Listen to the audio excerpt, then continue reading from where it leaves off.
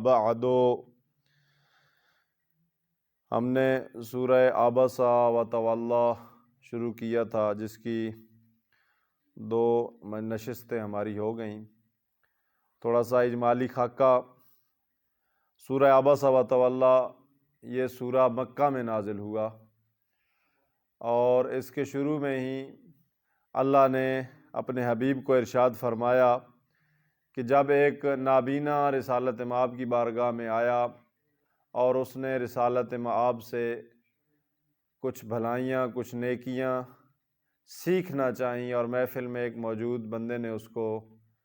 جھڑک دیا،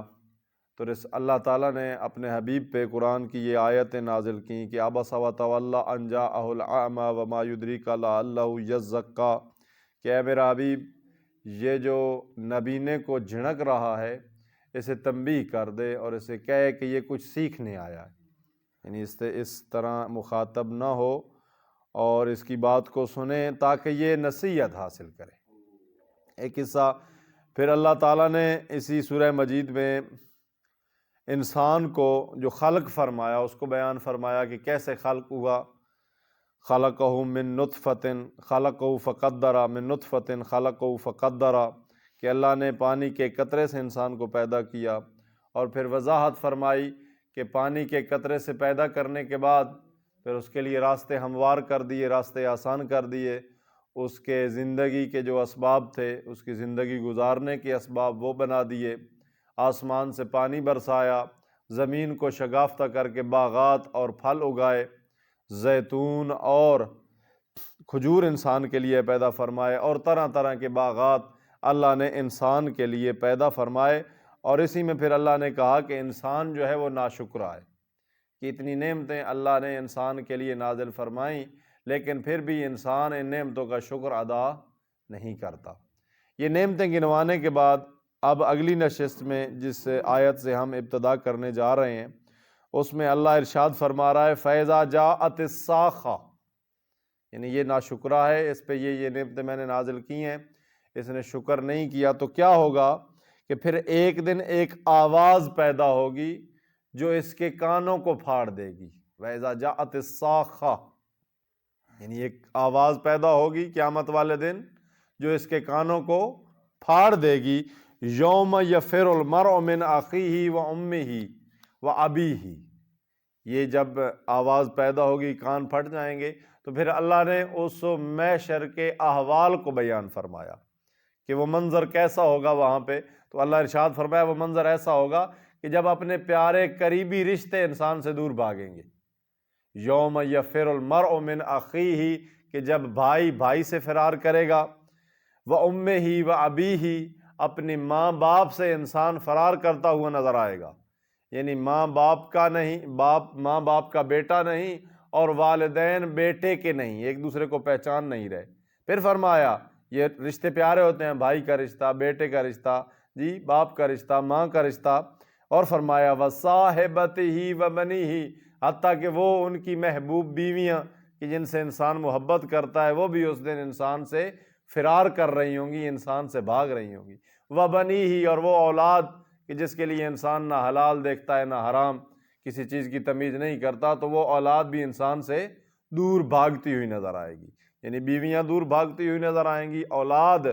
دور بھاگتی ہوئی نظر آئے گی، بھائی دور بھاگتے ہوئے نظر آئیں گے، یعنی باپ ماں ان کو انسان نہیں پہچان پائے گا، اگر پہچان ہوگی بھی تو انسان ان سے فرار کر رہا ہوگا، ان کے نزدیک نہیں جا رہا ہوگا۔ یعنی کیا مطلب کہ نفس نفسی کا عالم ہوگا، کوئی کسی کو پہچان نہیں رہا ہوگا، کوئی کسی کے قریب نہیں جا رہا ہوگا، ہر ایک کو اپنی پڑی ہوگی،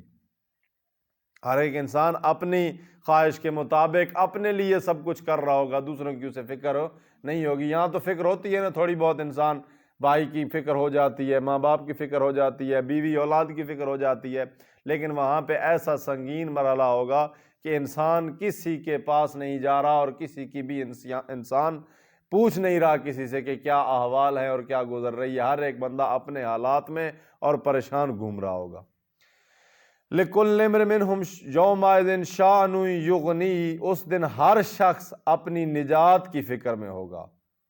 جو اس کے مشغول ہونے کے لیے کافی ہے، یعنی انسان اپنی نجات کے لیے ہوگا کہ میں اس معاشر کے میدان میں بچ جاؤں، اس دن کی سختی سے بچ جاؤں، دھوپ کی تمازت سے بچ جاؤں، اس میدان میں میرے جو اعمال ہیں وہ برے ہیں، میں اپنے اعمال کا سامنا کرنے سے بچ جاؤں، تو انسان بچ رہا ہوگا، لیکن کیا ہوگا؟ بچ نہیں پائے گا۔ وَوُجُوهٌ يَوْمَئِذٍ مُسْفِرَةٌ، خداوند کریم معاف فرمائے، اور بہت سے چہرے اس دن چمکتے ہوں گے، بہت سے چہرے اس دن چمکتے ہوئے ہوں گے۔ وَوُجُوهٌ يَوْمَئِذٍ عَلَيْهَا غَبَرَةٌ تَرَاقُهَا قَطَرَةٌ، اور بہت سے چہرے ایسے ہوں گے جن پہ گرد پڑی ہو، مٹی پڑی ہو، سیاہ ہوں۔ کچھ چہرے چمکدار روشن ہوں گے اور کچھ چہرے گرد آلود اور سیاہ نمودار ہوں گے اس عالم میں۔ خداوند کریم ہمیں محفوظ فرمائے۔ بہت ہی سنگین مرحلہ ہے کہ وہ نفس نفسی کا عالم، کہ جب کسی کو کسی کی پرواہ نہیں ہے۔ اس نفس نفسی کے عالم میں بھی اگر کوئی پرواہ کرنے والی ہستی ہوگی تو وہ آپ اور میرے آخری نبی حضرت محمد مصطفیٰ صلی اللہ علیہ وآلہ وسلم حضرت کی ذات پاک ہوگی، جو اپنی امت کی فکر میں ہوں گے اور اپنے پکار رہے ہوں گے، امتی امتی، میرے اللہ میری امت کو بخش دے، اپنی امت کی فکر کر رہے ہوں گے نفس نفسی کے عالم میں بھی۔ خداوند کریم اس مرحلے کی سنگینیوں سے ہمیں بچائے۔ اللہ نے قرآن میں واضح کھول کے بیان کر دیا ہے، اس معاشر کے عالم کو کھول کے بیان کر دیا ہے، احوال کو کھول کے بیان کر دیا ہے کہ کیا کچھ ہونے والا ہے۔ دنیا میں جو کچھ اللہ نے نازل فرمایا ہے، جتنی نعمتیں انسان کے لیے پیدا کی ہیں، انسان کی خلقت کو بیان کر دیا، دنیا میں آسائشوں کو بیان کر دیا، اور پھر مرنے کے بعد جو کچھ معاشر میں ہونا ہے، جو کچھ قیامت میں ہونا ہے، اللہ نے ان سب کو بیان کر کے رکھ دیا، کھول کھول کے بیان کر دیا۔ یعنی اتنا عالم، اس احوال کو بالکل واضح طور پہ بیان کر دیا، اور پھر کہا کہ اے لوگو عبرت حاصل کرو، یہ قرآن سچی کتاب ہے، اس میں کوئی شک و شبہ کی گنجائش نہیں ہے، لا ریب فیہ، اس میں کوئی شک نہیں، اس پہ عمل کرو اور دیکھو اس معاشر کے میدان کے لیے تیاری کرو جو کہ بہت ہی سنگین مرحلہ ہے۔ تو چہرے کچھ چمکدار ہوں گے اور کچھ چہرے سیاہ ہوں گے کہ جن کے چہروں پہ گرد پڑی ہوگی۔ یہ کون لوگ ہوں گے؟ اولئک ھم الکفرۃ الفجرہ، یہ وہی کفار بدکار ہوں گے۔ اچھا، کافر کون جی؟ کافر ہوں گے۔ اچھا، ہم اب سوچتے ہیں جی یہ کافر تو وہ ہوں گے جو خدا کو نہیں مانتے، بالکل ایسا ہی ہے، لیکن کافر کسے کہتے ہیں؟ کافر کہتے ہیں انکار کرنے والا۔ اب انسان خدا سے انکار کرے تو بھی کافر، انسان رسول خدا صلی اللہ علیہ وآلہ وسلم کا منکر ہو تو بھی کافر، انسان قیامت کا انکار کرے تو بھی کافر، انسان واجبات دینیہ کا انکار کرے تو بھی